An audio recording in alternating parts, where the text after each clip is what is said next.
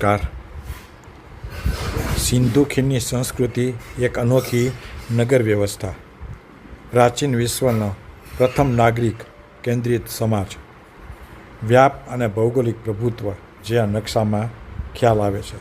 સમકાલીન ઇજિપ્ત અને મેસોપોટેમિયમ કરતાં અનેક ગણો મોટો વિસ્તાર, મોહેંજો-દડો, હડપ્પા, લોથલ. ત્યાર પછી નેક્સ્ટ, સત્તા નહીં પણ સુખાકારી, એક ઐતિહાસિક પરિવર્તન.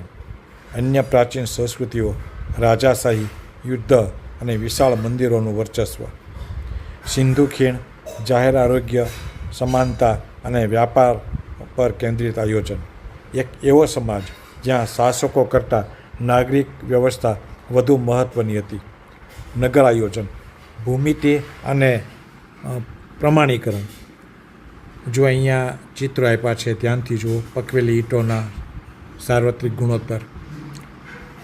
પછી નીચે અદ્યતન ઇજનેરી, પ્રાચીન વિશ્વની શ્રેષ્ઠ જળ વ્યવસ્થાપન પ્રણાલી, ભૂગર્ભ ગટર યોજના, ઘરમાં ખાનગી કૂવો અને સ્નાનાગાર, કચરો એકઠો કરવા માટેના કુંડા.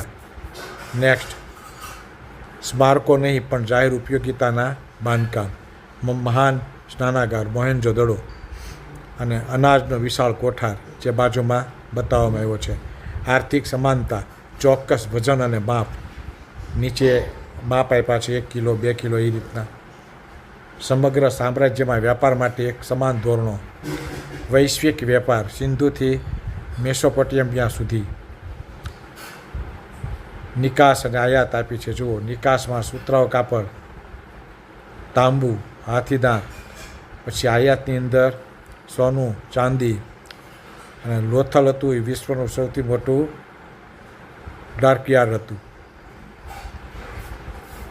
પ્રાચીન વિશ્વની સમાંતર સમીક્ષા.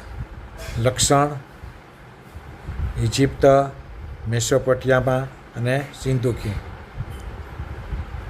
સ્મારકો, ઇજિપ્તમાં પિરામિડ અને મેસોપોટેમિયા એમાં જીગુરાત અને સિંધુ ખીણમાં જાહેર સ્નાનાગાર અને ગટર.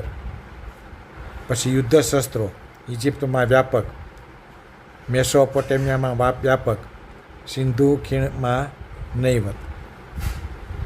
નગરનો વિકાસ અનિયમિત, ઇજિપ્તમાં પહેલાંમાં પણ, મેસોપોટેમિયામાં પણ અનિયમિત અને સિંધુ ખીણમાં ચોક્કસ સિસ્ટમ. લિપિ ઉકેલાયેલી. આ જે ઇજિપ્તની લિપિ છે એ ઉકેલાયેલી છે. મેસોપોટેમિયા છે એ પણ ઉકેલાયેલી છે. પણ